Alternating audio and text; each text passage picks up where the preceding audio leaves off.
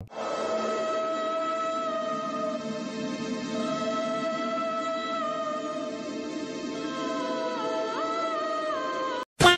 Hello বন্ধুরা, কেমন আছো সবাই? আশা করি তোমরা সবাই ভালো আছো। তো আজকের ভিডিওতে আমরা দেখবো আমাদের ছোটবেলাকার অতি ফেভারিট একটা হরর টিভি শো যার নাম আহাট। কম বেশি আমরা সবাই আহাট দেখেছি। তো এই আহাট হঠাৎ করে কি কেন বন্ধ হয়ে গেল, ঠিক আছে, হঠাৎ করে বা কি কারণে বন্ধ হয়ে গেল, সেই বিষয়েই এই ভিডিওটা আমরা আজকে দেখবো। তো এই ভিডিওটা তৈরি করেছে, এবার বলবে, কৌশিক নামের একটি চ্যানেল। তো all credit goes to him. তো চলো ভিডিওটা দেখা যায়। Let's see guys. এই সাউন্ডটা ভাই আমার ছোটবেলায় যা ভয় লাগতো, জানি না কেন। বিশাল ভয় এটা লাগতো, হলো বিশাল। ভারতের সব থেকে popular horror show the G horror show এর সাউন্ড, মানে টাইটেল ট্র্যাক বা থিম সং বলতে পারো। এই আচ্ছা। সাউন্ডটা শুনলে এখনো যে কোনো মানুষের গায়ে কাঁটা দিয়ে ওঠে এবং বড় বড় অ্যাক্টর অ্যাক্ট্রেসের সব থেকে পছন্দের শো ছিল এটা।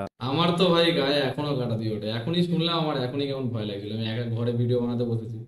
आपकी फेवरेट हॉरर फिल्म कौन सी है? मुझे एक्चुअली कभी डर नहीं लगता था। मुझे डराया अर्चना पूरन सिंह जी ने। जी हॉरर शो का मैंने वो देखा और मेरी जिंदगी में भूत आ गए। और ये जी हॉरर शो का এরাও music ভয় भी পেতো ভাই, इतना डरावना এরা था টিভি ना। অ্যাক্টর, হিরো হিরোইন, তাও ভয় পেতো। হ্যাঁ, মানুষ তো অবভিয়াসলি Scary। পারফেক্ট। তাছাড়াও শোটা এত পপুলার হয়ে গেছিল যে তখনকার সব থেকে পপুলার মোবাইল ফোন নোকিয়ার ফোনেও এর রিংটোন দেওয়া ছিল। নোকিয়ার ফোনে রিংটোন? ওরে শালা, এটা তো জানতাম না। এই ফোনটাও ছিল বাড়িতে আমার। আর এই জি হরর শোর পরে যদি কোনো হরর পপুলার শো থাকে সেটা হলো এই আহার, যেটা একসময় ভোরে ভোরে টিআরপি নিয়ে এসেছিল। হ্যাঁ মানে ভাই। সোনি টিভির সব থেকে পপুলার শো ছিল এই আহার শো। কি যে ভয় পেতাম, এটা আমি অন্য ঘরে চলে যেতাম মা যখন কিন্তু দেখতো। কি এমন হলো 20 কিন্তু বছর ধরে দেখতেও মজা লাগে। সাকসেসফুলি ভাবে চলার পর হঠাৎ করে শোটা বন্ধ হয়ে গেল এবং এটাও জানা গেছে এটা বন্ধ হওয়ার কারণ নাকি একটা সত্যিকারের ভুতুড়ে ঘটনা, মানে ওরে শুটিং এর বাপরে সময় বাপ। একটা সত্যিকারের ভুতুড়ে ঘটনা ঘটেছিল। কি এমন ঘটনা ঘটেছিল যে 20 বছর ধরে সাকসেসফুলি ভাবে চলার পরে হঠাৎ করে বন্ধ হয়ে যেতে হয় এই পপুলার শো আহা? সবকিছুই বিস্তারিত ভাবে জানা হবে আজকের এই ভিডিওতে, তাই ভিডিওটা শেষ অবধি দেখতে থাকো। বিপি সিং, সোনি টিভির যদি পপুলার কোনো শো এর কথা আসে তাহলে তার নামই আসবে। তিনি সিআইডি এবং আহাট দিয়ে শুরু করেছিল এই সোনি টিভিকে।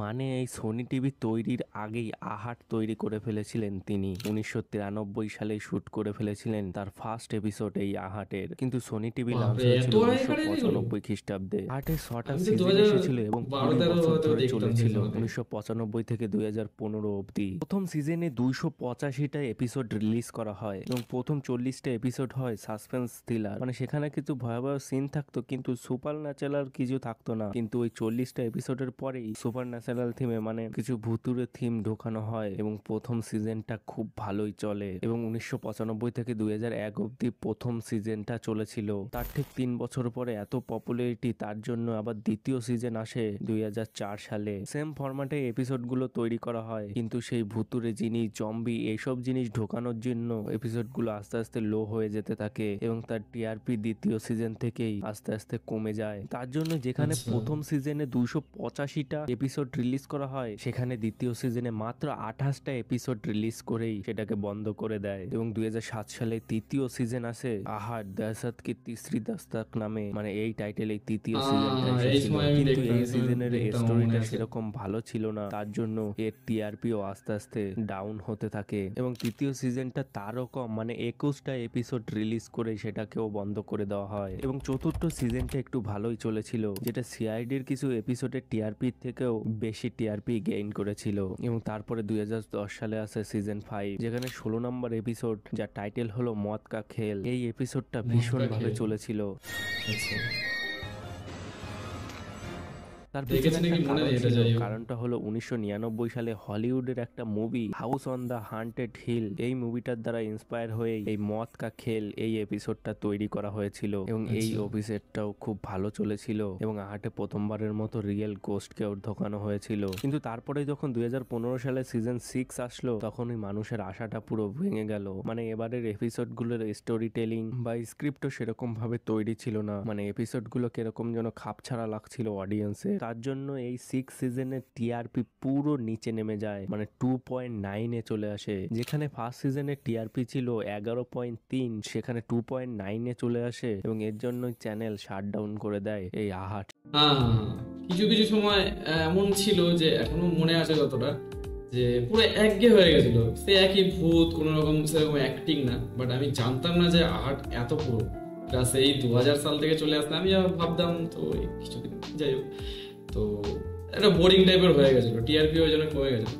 সিরিজের প্রথম 5টি সিজন মিশ্র প্রতিক্রিয়া পেলেও কিন্তু 6 নম্বর সিজনটা দর্শক একেবারেই ভালোভাবে নেয়নি। এর কারণও ছিল 6 নম্বর সিজনে নাকি একটু হরর কমেডি ঢোকানো হয়েছিল, এর জন্য হয়তো সেটাকে অডিয়েন্স ভালোভাবে নেয়নি। আমি কোনোদিনও দেখিনি। প্রথম দিকে কিছু ভিজুয়াল ইফেক্ট দেওয়া হয়েছিল যেগুলো খুব ভালোভাবে সামঞ্জস্য বজায় রেখেছে এপিসোডগুলোর মধ্যে। এপিসোডগুলো তৈরি করতে পার সেকেন্ড 20,000 টাকা করে লেগেছিল বলেছিল শোয়ের প্রোডিউসার মানে বিপি সিং, এবং এর জন্য 2010 সালে সুজিত পট্টনায়ক এবং তন্ময় ঘোষ ইন্ডিয়ান টেলি অ্যাওয়ার্ডে বেস্ট ভিজুয়াল ইফেক্টের অ্যাওয়ার্ড পায়। এবং 6 সিজনের একটা এপিসোডকে বর্ণনা করি তাহলে বুঝে যাবে কেন বন্ধ করা হয়েছে এই সিজনটিকে। যেখানে একটা 5-6 বছর বয়সী একটা বাচ্চা হোটেলের ওপর তলায় রুমে তার বাবা এবং তার বড় বোনকে নিয়ে ছুটি কাটাতে এসেছিল। ওই পর্বটি সম্পর্কে সবচেয়ে আকর্ষণীয় এবং বড় মজাদার টুইস্ট হলো ওই হোটেলের লোকজন একটা রুমকে তালাবদ্ধ করে দিয়েছিল এবং কাগজে বড় বড় করে লেখাও ছিল ডু নট এন্টার, মানে দরজাটা সিল করা ছিল ওই ঘরের মধ্যে আগে কোনো ভুতুরে ঘটনা ঘটেছে তাই ওই ঘরটাকে বন্ধ করে দেওয়া হয়েছিল। কিন্তু হাস্যকর বিষয় হলো তারা ঘুরতে ঘুরতে ওই ঘরটাই যায় এবং আরো অনেক এরকম জিনিস মানে আজব আজব ঘটনা দেখাতে থাকে ওই সিজন 6-এ।